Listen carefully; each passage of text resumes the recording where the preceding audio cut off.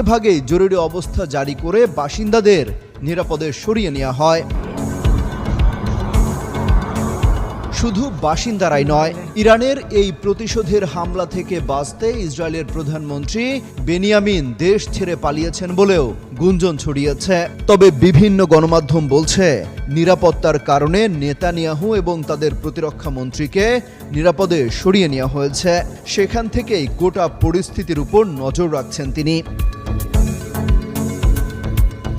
Iran ইসরায়েলের মধ্যে চলমান এই হামলা পাল্টা হামলা গোটা মধ্যপ্রাচ্যে ছড়িয়ে পড়তে পারে বলেও শঙ্কা করা হচ্ছে।